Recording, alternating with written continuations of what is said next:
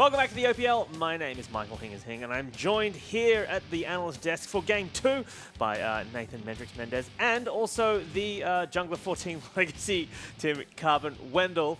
Thank you guys for coming back. Game 1 obviously went to the Direwolves. Game 2, Chiefs v Direwolves. I want to kind of go back and talk about the pick bans in Game 1, if we might. The first thing that kind of popped out to me, and again, I'm scrubbed here. I don't know what I'm talking about, but even I know that that Tahm Kench is usually the counter to an Ashe, right? Because the Ashe arrow comes out, you see him swallow up the person who gets hit, carry him away to safety. Like, yep. I'm an idiot, but I know that. Yeah. You see Direwolves picking up Tahm Kench and Ashe. How strong is that as a comp? Generally, not actually that strong. Mm-hmm. Tahm Kench is not. I mean, he's got a global, which is very good, and he has the eat as well. But he doesn't really have much lane pressure. Mm-hmm. The eat was really good that game because Syndra Lee Sin, the Chiefs, kind of the access of that comp was the single target burst that they had. You know, they could kind of with a Q, kick, Q combo from Lee Sin or Syndra ult, just one shot a priority target. But against Tahm, you can't do that.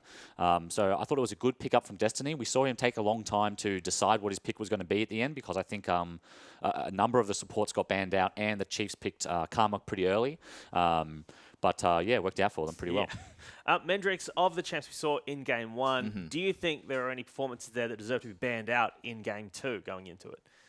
Well, in terms of I want to look at it in terms of performances, but I do want to look at it in terms of what utility it brings for the team fight. So in that sort of situation would be Ashe, and what I really like about Ashe is that she has that amazing engage for the rest of the team that sort of everyone can follow up with. Even though the ADC meta isn't perhaps something that is too strong at the moment, she's still an extremely strong pick and definitely something that's contested. Yeah, so if you're going to this Game 1 as the Chiefs, Game 2 as the Chiefs, you went into Game 1 very confident. Game 2, you're feeling a little bit taken aback. Mentally, how are you recovering from this?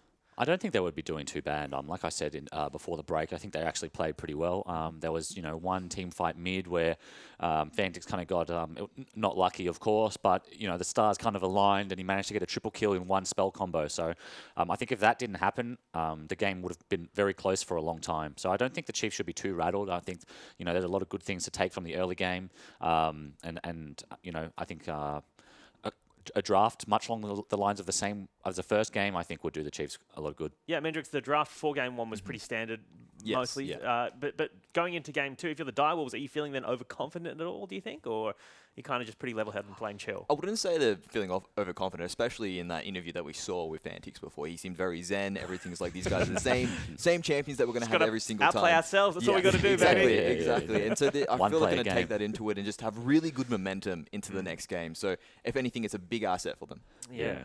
I think, not overconfident. They could be, I suppose, but I don't think they should be.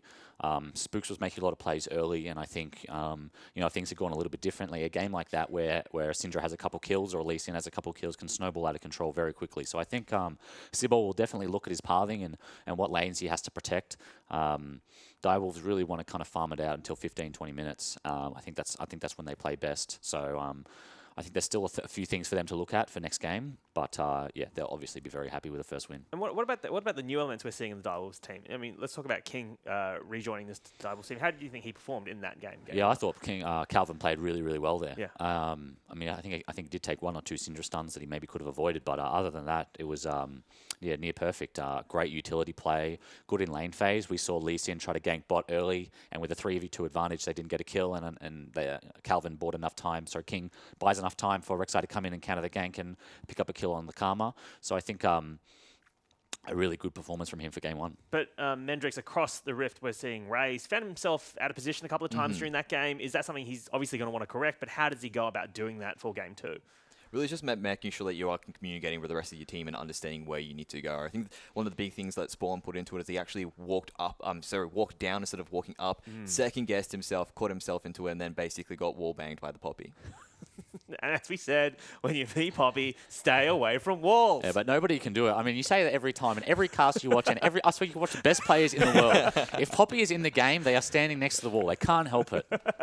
All right, well, that is enough from us here at the analyst desk. It is time for Game 2, so let's throw it over to our casters. It's Spawn and Fish.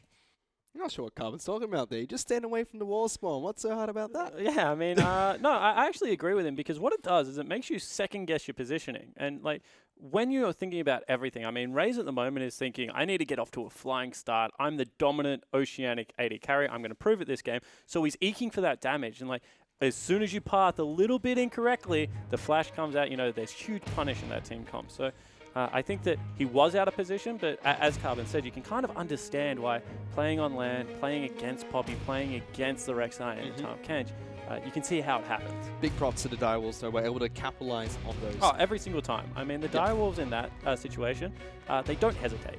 They're very good at taking, and I think it's because they do have that individual onus that Fantix was saying, that it's not a team call. As soon as Chippy sees him step out of position, as soon as Fantix sees it, they make the call themselves and they do capitalize on those errors. And if you're looking at the player cams now, you can see a big change in mood from these two teams. You can see Sybil, you know, smiling, laughing, jumping around a little bit. Chiefs now are completely serious from what we saw in game one, where they were, you know, singing out loud a little bit to each other, jumping around. Now it's game time for them because they have to win this match to put it to game 3. Yeah, and of course in the OPL, the split every match matters. I mean, they're not going to get 3 points this time around if they 2-0, but they still can get 2 points if they 2-1. Or even if it's a 2-1 for the Chiefs, they pick up that point. At the same time, however, right now for the Direwolves, if you pick up 3 points against the Chiefs, which very few teams you assume are going to do this split, of course, unless there's a complete collapse out of the Chiefs, that puts you in great stead of being towards the top of the ladder, and of course that all-important seeding directly into the grand final. Which would be a fantastic start for them because they're up against the Chiefs in their first game and they already have 3 points. It doesn't get harder than that for any team coming into the first split of the OPL. For now, though, we are still in Champion Select and the first round of bans have gone through. Elise, Camille, as well as Jace being taken away by the Chiefs. Kha'Zix, Rengar, and LeBlanc are the 3 bans from the Direwolves. Yeah, so a similar pinch, and you would expect this time around the Chiefs to go Rise. Prophet Spawn, yeah, no, he's really strong. At the same time, like, this is exactly the same pinch that happened in game 1, pretty much. Chiefs a little bit worried about poke, it looks like, at the moment, so banning away Jace, but apart from that, very simple. Last time around when Shark came out of the pick and ban phase, he was very happy with the way his team drafted. We have to see what he's going to be able to use to respond to this Rise pick. Still quite a few great mid laners left available, but the first thing they decided to pick up is going to be Rek'Sai for Sybil. Had an interesting start to the first game, but definitely finished very strong on that champion, and they give Chippy's Poppy once again. Yeah, exactly. So we're seeing, once again, a double tank comp run, which means that one more time you would expect Direwolves to go back towards team fighting. However, even though their team fighting in late game when they had an advantage was very good and they were able to catch Raze out, I do feel like at the start of the game there were still windows where the Chiefs should have capitalized harder than they did. So it leaves you open to the same kind of play that all double tank lineups do. Black damage early game, and sometimes, you know, you can be caught at a disadvantage. Chiefs are going to be able to pick up Zyra as their support champion of choice. Egypt should be taking that into the bottom lane. Will still have one final pick in the first pick rotation to respond. We're still waiting to see what the next pick from the Chiefs is going to be. And Ivan gets locked in for Spooks. Yeah, that's really interesting. I know that Spooks has been practicing it. I know Sybil's been practicing it as well. Big control jungler, great utility. I mean, if you're talking about pathing, Ivan's a great jungler for you. There's some sneaky 3-buffs you can go for. I mean, you can also double Rift Scuttler very early in the game if you have Smite available. So I like Ivan. I think that he has a very unique place on Summoner's Rift. And this means, in my mind at least, with the fact that they've got Zyra, the fact that they've got Ivan, they can build a Raze comp here very, very quickly that can get out of hand. I'm still waiting to see what the next few bans are going to come out from the Direwolves, but they do lock in Syndra, so again, prioritizing the top side of the map first before picking up their AD carry and support. They already know that the support for the side of Chiefs is going to be that Zyra, so they still have their AD carry and top lane to pick from. And what this tells me is that the Direwolves don't put much stock in the MF counter, because you assume if you're the Chiefs, you're going to take that away. I mean, Zyra can still win that lane, but if there is utility like an Ashe or a Jhin, it's very hard for her to do so. So you would expect Chiefs to try and want to secure themselves Ashe, take Misfortune off the board. Malzahar also, that would really make the champion pool in bottom lane shallow, and things like Karma, Tahm Kench, they're going to start coming out again. And that's exactly what we saw from the Chiefs in the last pick ban phase. They banned out the Malzahar, took away the Misfortune, immediately got themselves Karma. This time around with Zyra not being banned out in the first pick ban phase, the chance to pick up a stronger support for themselves. Whereas Direwolves, they're going to take away Maokai, and we actually get a Scion ban being thrown towards Swiper. Yeah, it certainly does. So I said that Swiper's been practicing it. maybe Nautilus is going to come out. I don't know how his Singed is looking at the moment, which is the other option against Poppy. So that leaves him in a little bit of a pinch. You can see Swiper actually a little bit confused. I'm sure that he's not used to being focused out, but the misfortune does follow. So a very similar comp this time, but maybe a little bit more thrown at Swiper as opposed to the bottom lane of the Chiefs. And I was talking to Nelson, one of the LMS coaches, the other day. He said, as long as one of the big three tanks, which is Poppy, Maokai, and Singed, are left up, it's almost impossible to play Nautilus into that matchup. So we'll have to see if Chiefs are still going to pick it up heading into the top lane. But the Direwolves will lock in Ashe as the AD carry of choice once again. And I like this because Ashe is a better hyper carry than Jhin. And Ashe, Zyra is a very dangerous lane to be a part of. In saying that, you can see that Raze wants to be on a little bit more mobility and damage threat this game. So he goes for the Ezreal, which when he was known as Zeratul, Caitlyn's Ezreal were pretty much the only things he played. And he's a very good Ezreal player. So not looking to go for the synergy of the Caitlyn with the Zyra in lane as well as the Ivan. Instead goes for the Ezreal, popular pick in the LCK right now. In Korea in general, being picked up very frequently as the AD carry of choice, and we do get to see the Nautilus being picked up by Swiper. And that's interesting, because I do kind of agree with you that Nautilus gets punished heavier than other tanks. It doesn't really have the same way to get out as a lot of the other tanks do. However, I still do think that his utility is very appreciative if he gets to the late game. In saying that, Singed, in my opinion, is a better choice at the moment, because he has an easier time shoving the laner than staying safe against pure tanks, and you don't want to gank Singed. If you got double tank, you got Rek'Sai, you got Poppy. After about level 5, if he goes back and gets his triple dark seal, there's just no way you're killing the guy anymore. And you don't want to expend resources top. It is going to give them much needed engaged potential with this Nautilus coming into the top lane. Lots of crowd control as well to go with the Zyra in the bottom lane. On the side of the Direwolves, so they pick up Karma as their supportive choice to go with King, opting for a little bit of lane control instead of going for the Tahm Kench once again. And you see, I don't really know whether they did need initiation, because Direwolves have never shown a lack of wanting to teamfight. You know they're going to come at you eventually.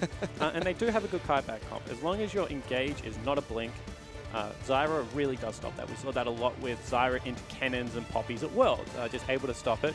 And then if one person goes in and the rest of the team's to follow up, which is why I like it, into Ashe. So if Ashe lands the arrow, the tanks go in, you can put the ultimate in between the carries and the tanks, and it separates the team fight. So Zyra will provide enough counter-initiate, in my opinion, to stop that. However, you can see that the Chiefs, they're just very comfortable playing engage out of the top lane. So you don't blame them for it. I just don't know whether that's the reason they went for it. And they definitely, like you said, have a great kiteback comp. You know, they've got Ivan, going to probably pick up the redemption there. Both Ryze and Ezreal do very well in prolonged team fights, and lots of crowd control from the support and top laners as well. And this is a very standard Chiefs comp. In saying that, one more time, we're seeing the difference out of the Direwolves play. And I do like the fact that they've mixed this up, because they are showing a willingness to play that double tank, to, you know, get a lot of utility in other parts of the map. And if Chippies can turn into a really solid team-fighting tank player, that gives the Direwolves a whole new arsenal that they can play with. It is just so impressive. Yeah, we already saw him play that Poppy in the first game. For now, though, we're going back to Hingers, who's with one of the coaches. Thanks, guys. I'm here now with the new coach of the Chiefs. Volt, congratulations on your new job. And new coach, new picks. We've seen Ivan for the first time, obviously. Tell us about that pick, and is it something Spooks has been practicing? Yeah, the Ivan pick is something we've been looking into in scrims. Even though it's not something that's really big internationally, it's had some success for us, especially with like pokey champions like Ezreal. Yeah. So that's the logic behind that pick. And Rek'Sai really doesn't punish it. So it's really good for us.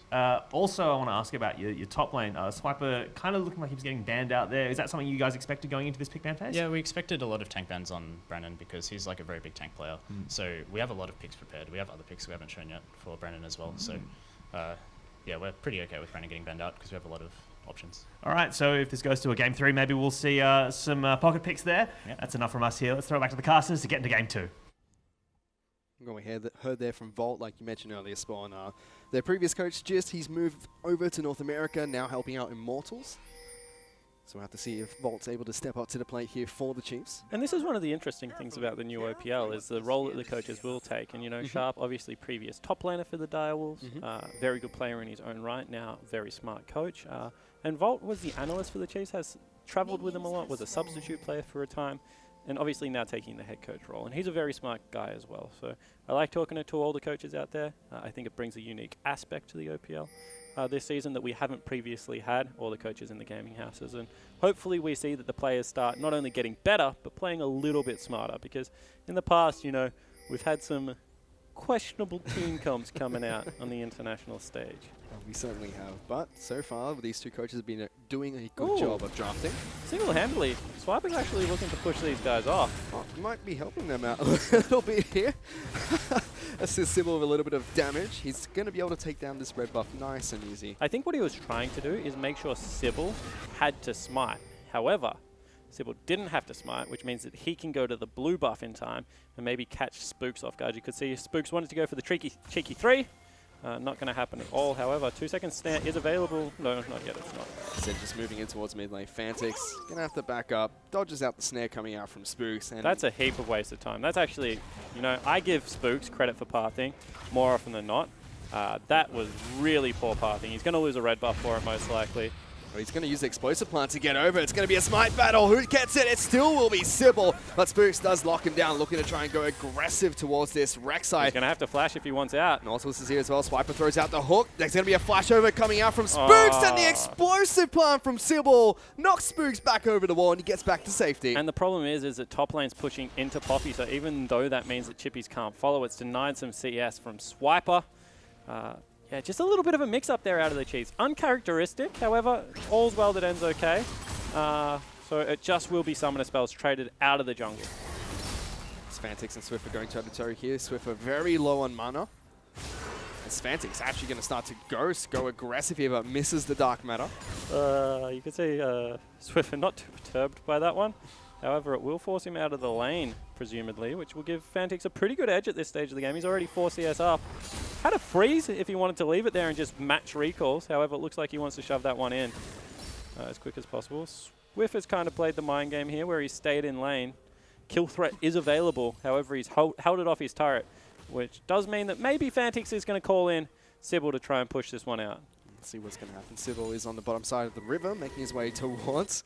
Hawkshot's going to come through as the lane as well from King. Sybil instead decides he's going to take down the Scuttle Crab on the bottom side of the rift. Ivan pops one of the plants to reveal the vision in the river and spots out the Rek'Sai. Swiffer would now use his opportunity to go back to base. Swiffer's pretty much in death territory with Thunderlord, so he has to be really careful here. Meanwhile, Sybil's behind the bottom lane of the Chiefs. Egypt and Ray's going to be careful. The tether comes out on towards Egypt. Destiny's going to be able to lock him down. King gets some good damage through. Egypt will get healed up, but one more auto attack is all it's going to be, and King gets first blood in the bottom lane. Yeah, really nicely done out of Sybil. His pathing has been good in this early game.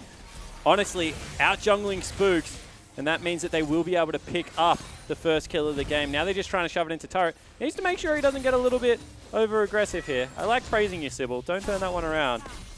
But you can see Raze just wants to hold this one off turret, wants to get himself a freeze. But first blood to King, definitely a good thing. Spooks is now making his way towards the top side of the map. Chippies has to be careful. Swiper is very low. The snare will not connect coming out from Spooks. And one more time, Spooks is just called here to help push in a lane.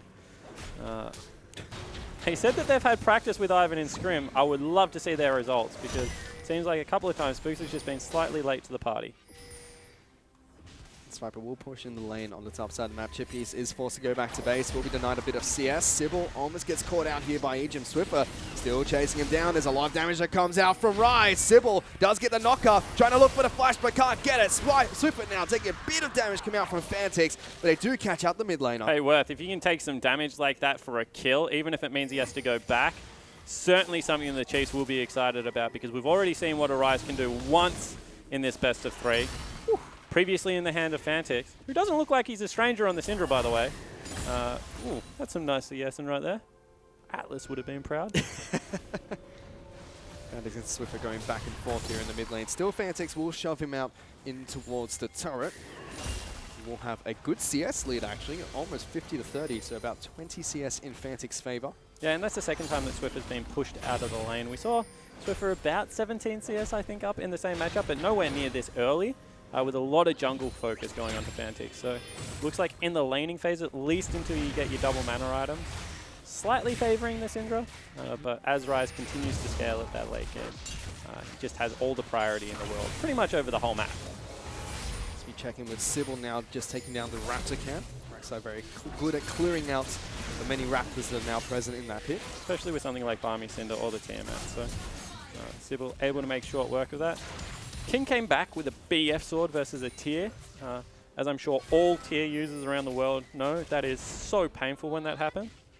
And your boy's in trouble a little bit, Fish. The Poppy. You might have to go have a chat to your Taiwanese friends, because it looks like Nautilus doing fine. Yeah, Swiper doing a really good job in the top lane. He has his double Doran's ring. I mean, Swiper was playing Nautilus off meta for a lot of last split. He certainly knows the champion inside and out. So much like tank players around the world, they find a way to win these matchups. Spooks now makes his way in towards Direwolf's blue side of the jungle, smites away the blue buff, and makes friends with the Scuttle Crab. But one more time, I mean, this is a second rotation of buffs, and he got level 5 off that. I mean, he is so far behind the pace. Second round of buffs, you want to be hitting level 6, not level 5. He's a full level behind. Sybil looking for a gank in the top lane, can afford to, given that luxury, based off the fact that, you know, Spooks hasn't really been able to get the impact he looked for in the early game.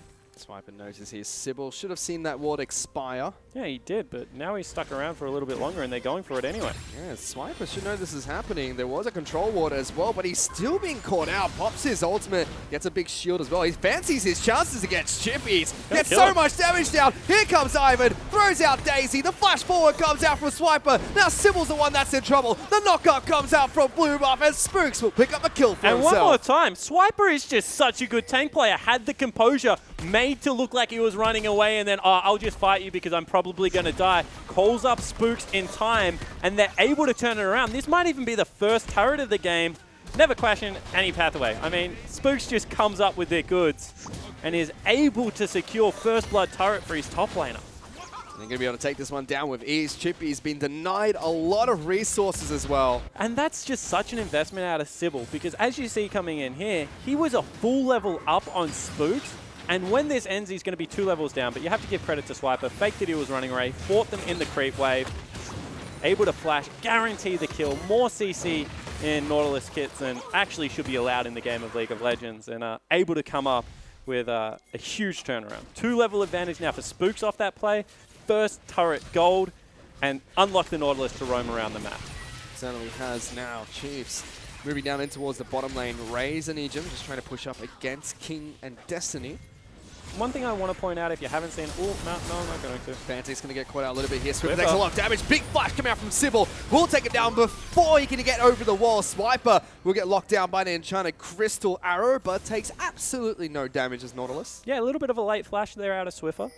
Does mean that he will fall down. They thought because they had the roaming Nautilus, that would be at an advantage, but if you don't wait for the person to get into your lane before you engage, you do end up dying before they can help you out. What I wanted to point out about Ivan is he's really unique in the fact that he leaves behind one of his buffs. So he gets a blue buff, you get a blue buff. If you're the mid laner. He leaves behind a red buff, the AD carry can go pick it up if he has a chance to go into the jungle, which puts a little bit more pressure on the lanes earlier than you would have expected, is a nice way to say it, because he's just able to guarantee a little bit more damage and mana. He's got an interesting walk though. He has the worst walk in the game. It's the best walk in the game. What are you talking about? They tried to redo Heimerdinger swag and they just came up with a goofy cupcake. I don't like it. I know that Rusty likes the champion a lot. He's fantastic. Oh, just another lanks gank around into the mid everywhere. lane. Trying to get a gank on towards Fantix. The Ghost was used nice and early there by Swiffer, but the flash from Fantix gets him back to safety. Certainly doesn't. Swiffer misses a couple of creeps here. I mean, you feel like the mid laner from the Chiefs just needs to take a deep breath. Reset.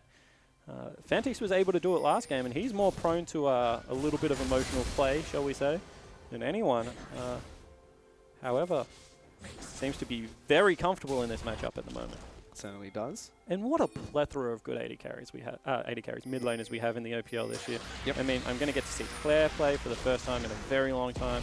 I've been waiting for that guy for ages. He's playing on Legacy. Arrow comes out, Ejim sidesteps. Great side set from Ejim. Choo Choo's is still running around, this time on Tainted Minds. You've got Fantix, you've got Swiffer. Really is an exciting time to be an OPL fan when you look at the mid lane talent. Gonna get to see the River Wizard again. Yeah, Wizard's back. Very good team fighting mid laner. Oh, another visit to the mid lane. Yep, Nautilus getting on top of Fantix this time. No flash available for him. He's able to knock back Swiffer, but we'll be able to get back to safety. And that's really good decision making out of Fantix. This is what they meant, that the Korean boot camp did them well. because you saw that he actually prioritized knocking back the Rise as opposed to the Nautilus. The Nautilus had already done all the damage he was going to do. The Rise was the real threat there, so he gets rid of him, able to live. However, this is what Ivan does well. Gets Daisy out there, big HP tank at this stage of the game, able to push in the turret nicely. Meanwhile, the rest of the Chiefs are actually fighting against the Direwolf. Swiper going to take a lot of damage, gets taken down by Fantix. Now the Wolfpack collapsing in towards the bottom lane. And I didn't see the setup from that, but that's really confusing when you have a look at it, unless Swiper really got caught out of position, because he still has Flash available. He was being teleported on, which is a 5-second channel now or something ridiculous. And they were pushing bottom lane turret. I mean, there was no reason for the Chiefs to be caught in that situation. They're going to fight another 5v4 around Dragon, it looks like.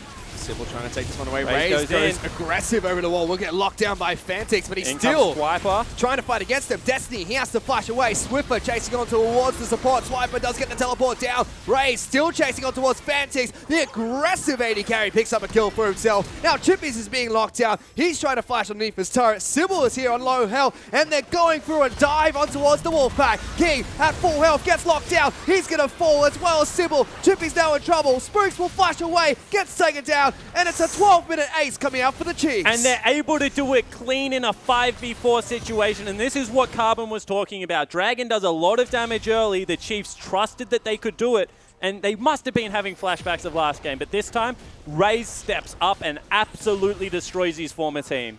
And after a disappointing performance in that last game, Raze doing so well in that team fight, knew that he could be aggressive against Fantix and Sybil. Well, he just knew the ult wasn't there. And if the ult isn't there to get all the orbs out at the start, just not going to have the 3 orbs to be able to, you know, stun him up. Goes over the wall, even burns a flash in chase. You have to be confident to be able to do that against a Syndra, and he comes up with the goods. He's now got his Manamune picked up, looking for his Sheen item. We'll have to see if it's an Iceborne Gauntlet or the Trinity Force first. I expect it to be Trinity Force. Let's take another look at this. So he gets stunned at the start, but actually Arcane shifts forward. Sybil's so low. And as you can see, he just knows that without the ultimate, Fantix can't do enough damage. He even got the ghost out of Fantix before he goes over that wall. Really hats off to the young AD carry. Raze impressed the heck out of me last year, which is why I'm one of his biggest critics now. Because I think he does have what it takes to, you know, match people like King, Radier of old, maybe even Lost from Tainted Mind. However, he needs more plays like that to do it. Certainly does, and that's given Chiefs a 4,000 gold advantage here over the Direwolves. Just 14 minutes into the game as well. Once again, Chiefs starting off the game strong. We'll have to see if they can finish it this time round. And this is a little bit of what we expected Direwolves to do. You can see the Chiefs go into a 1-3-1, and they put the Rise against the weak side. So what that means is either Syndra has to 2v1 mid lane, or if you call it down, Ashe has to 1v1 a Rise. So you're obviously going to leave the Syndra by itself, which means that there should be some chip damage that can go onto the turret.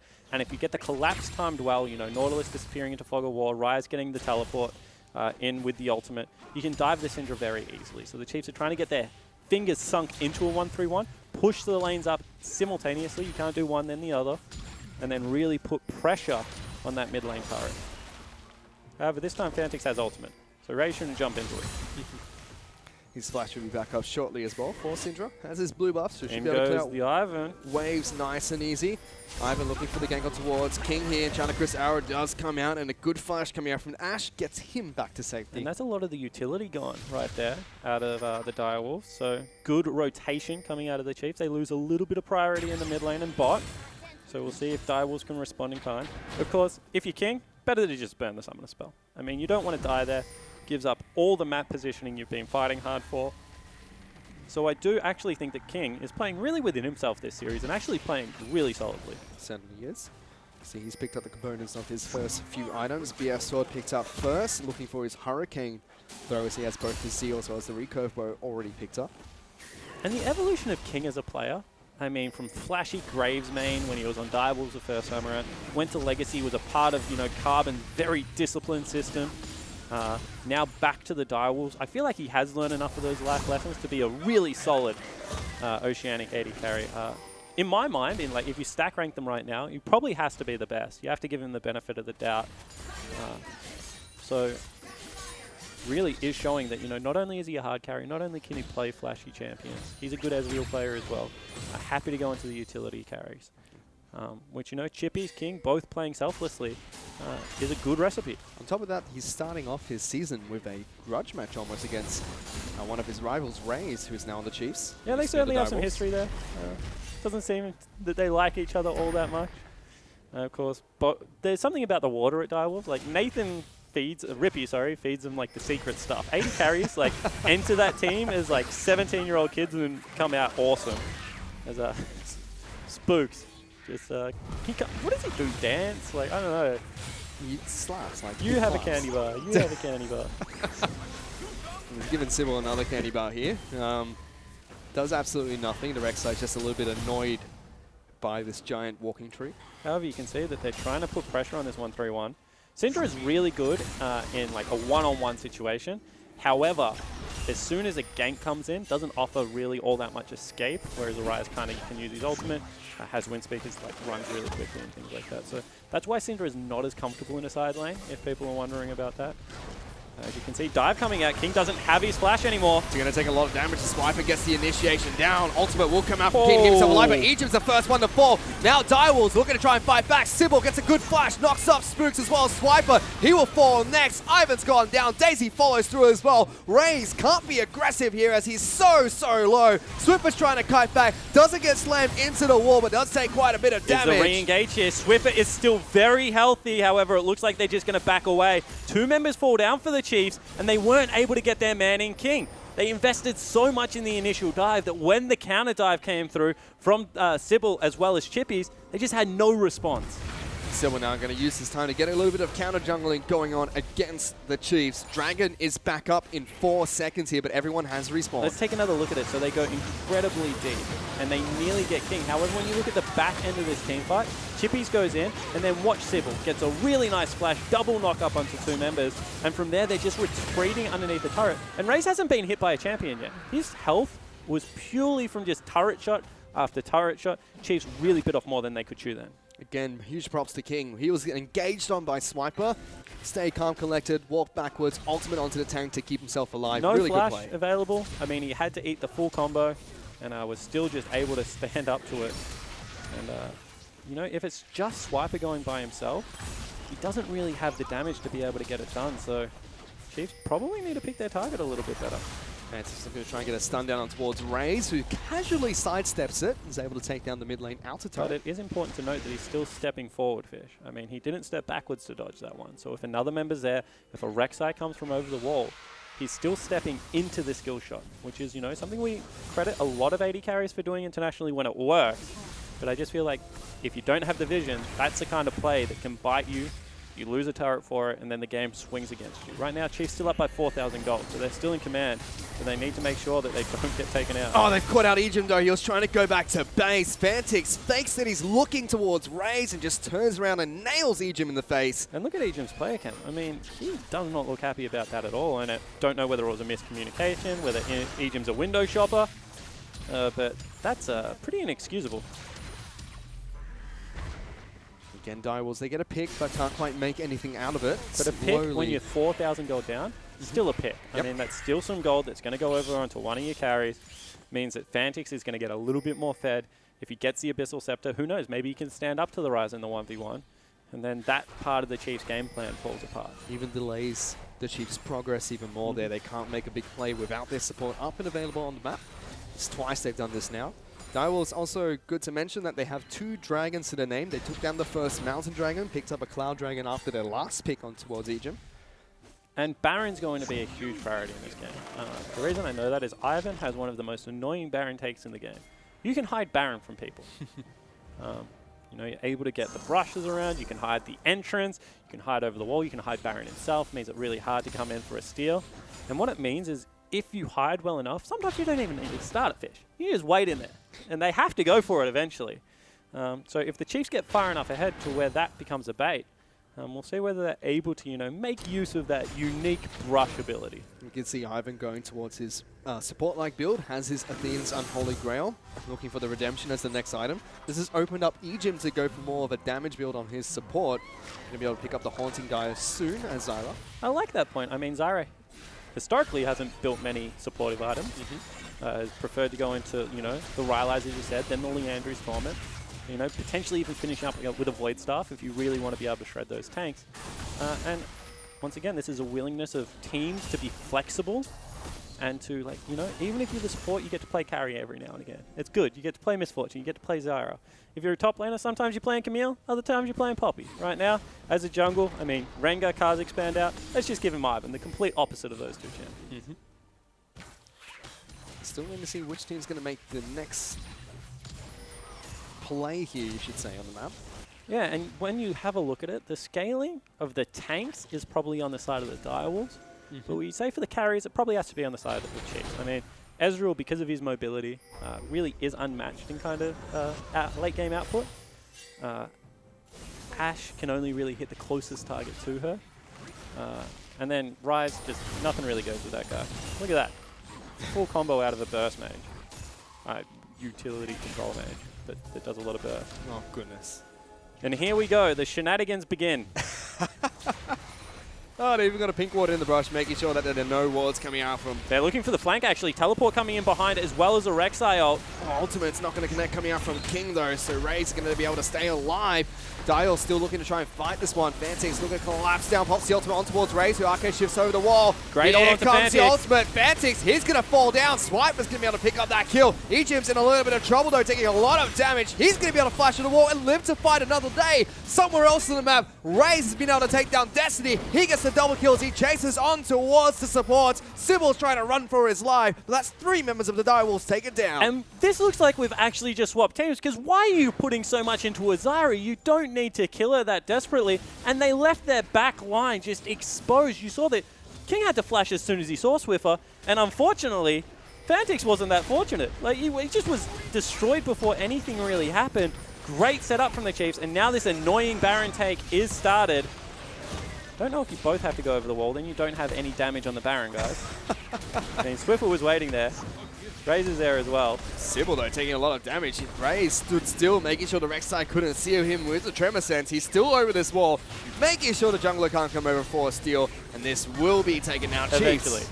Pick up the Baron. That was one of the slowest Barons of all time. However, slow and steady wins this race. So Chiefs able to pick that one up. Real first meaningful lead for the Chiefs of this series. 6,000 gold now. Comes about how you can execute. Let's take another look. So this is what I'm talking about. They're hard engaging onto the group, but you're going to see Swiffer come from the top side. So Raze gets bursted out. Swiffer appeared, and King is like, get me out of it. I want absolutely nothing to do with this Ryze. And that just means that the rest of the team, Raze, able to come over the wall. They're able to finish off King here as a 2-man unit. And meanwhile, like, the 2 tanks are still focusing on Egypt. It's just a questionable thing. You know, that was the target they had, but this is why Ezreal is such high priority, because he's a slippery target, but, you know, unless you have something like a... That's why Nautilus actually first came into the meta, I don't know if you remember, because a point-click ultimate onto something like an Ezreal really does shut him down. Direwolves questionable engage after the arrow missed coming out from King. If it hit, Raze was definitely in a lot of trouble, but he had dodged to commit, however, because at that stage of the game, if you fire the ultimate, and then you burn teleport and you burn Rek'Sai ult, and you don't go with the play, it just means that the 1-3-1 that was already set up is going to take 2 turrets immediately. So unless you're willing to cancel and wait another 3 minutes, which the Direwolves didn't really have the luxury, they were getting bled out, it's always going to be a hard call. Respect them for the call. Goodbye, Fantix. Meanwhile, we'll be able to take down Fantix. Raze takes quite a bit of damage, but will heal up nicely with that redemption. Sybil still looking for a fight here, trying to get into the back line. Swiper's there as well, getting some good damage on towards the Rek'Sai. Sybil still trying to run. Will smite up Daisy.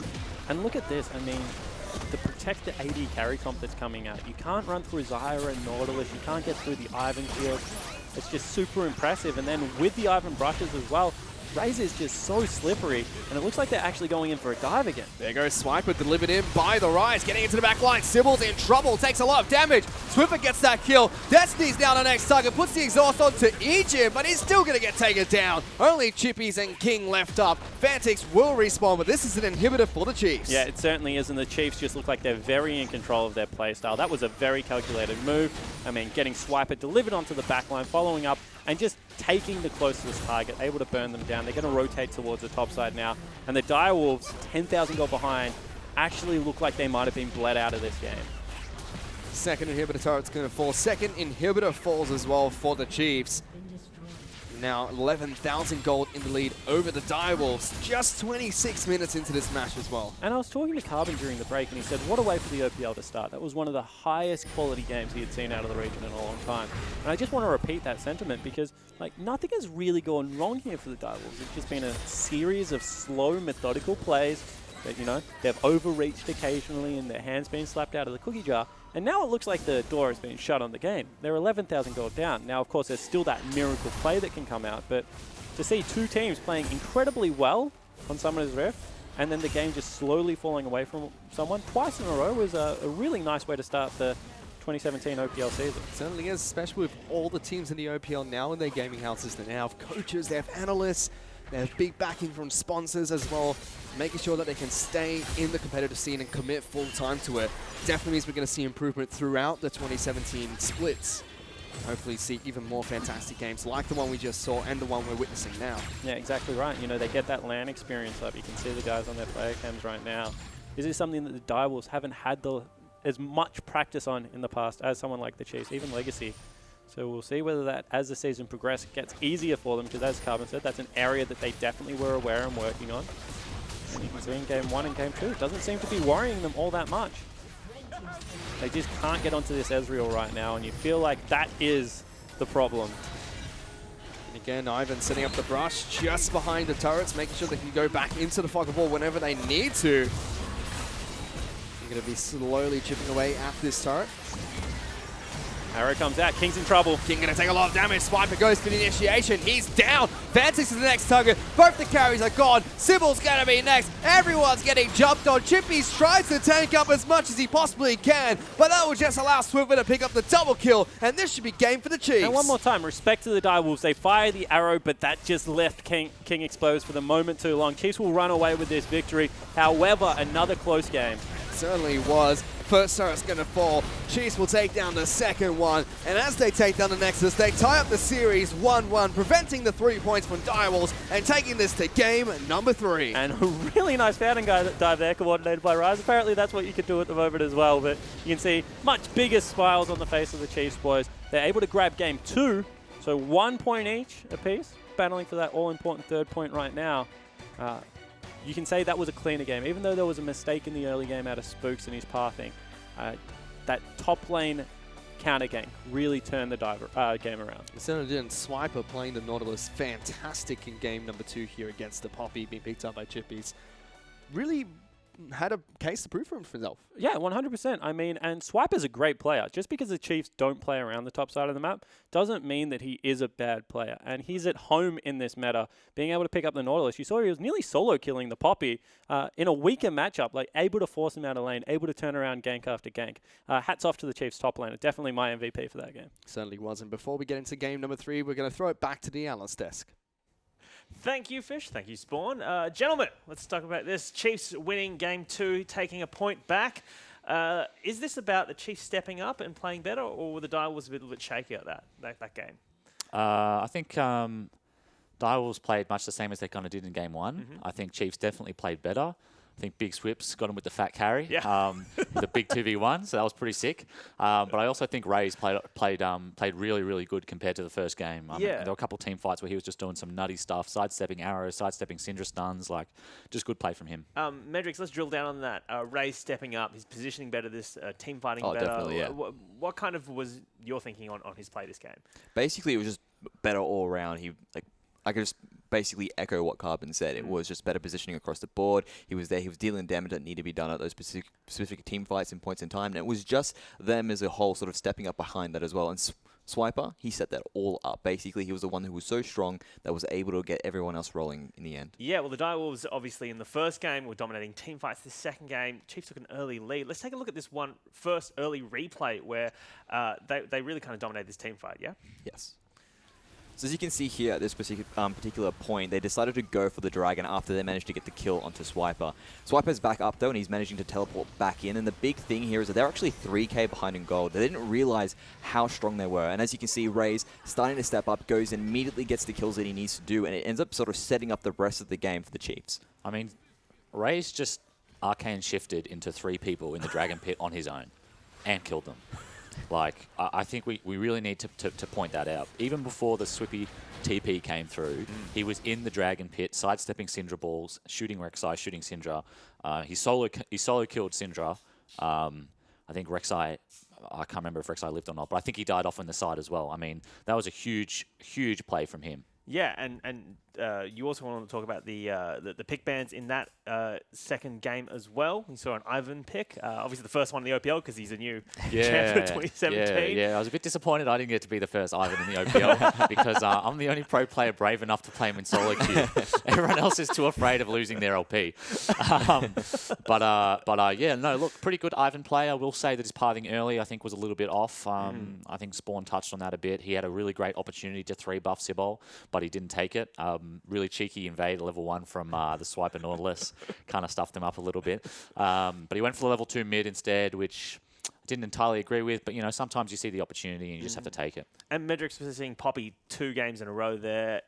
Is this going to be a standard pick then for the Direwolves, do you think? I feel it's just a standard pick overall. It's not really one of those cases where, oh, you know, we're comfortable with her. Yeah, probably they are comfortable with her, but she's just a good staple for any top laner in any sort of play. Sorry, it's kind of weird, really, because Chippies has traditionally been a carry player. Yeah. And he's always played carries. And I have to say that I'm very surprised that he's been playing so much Poppy. I think Sharp must really value the tank top, which is the right thing to do. But you have to wonder whether or not Chippies is getting frustrated just building full tank every game. And now that they've lost, I'd be very curious to see whether or not we see you know, a hard carry champ like a Camille or a Fiora or something. Well, it's going to be hard to get a Camille. Yes, of course. Well, they have to leave it up, I suppose. But Fiora's possible though. Yeah.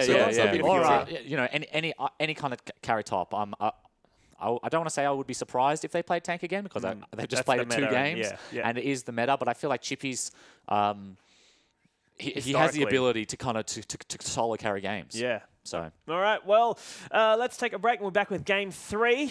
We'll be joined by Carbon and Mendrix back there. Game 3. Let's see who can take out this best of 3 series after this break. He's going to be able to lock him down. King gets some good damage through. Egypt will get healed up, but one more auto attack is all it's going to be, and King gets first blood in the bottom lane. Yeah.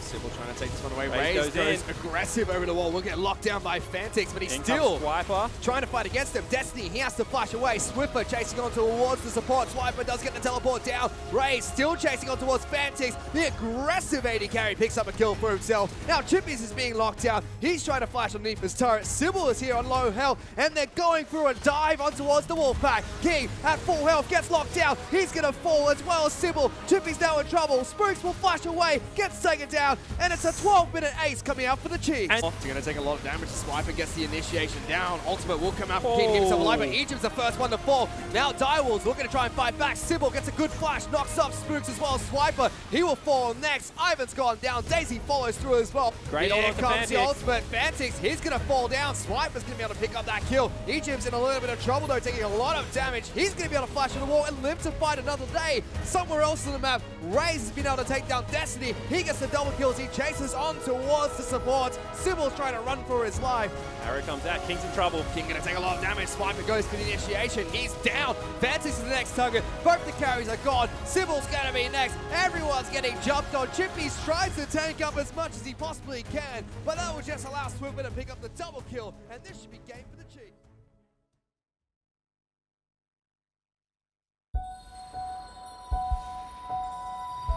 Look within yourself. What do you see?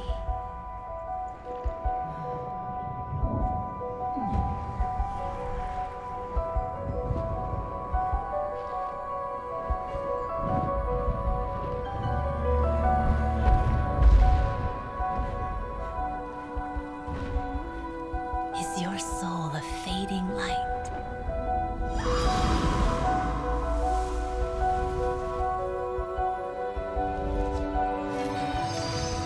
Strengthened by fury, hardened by heat.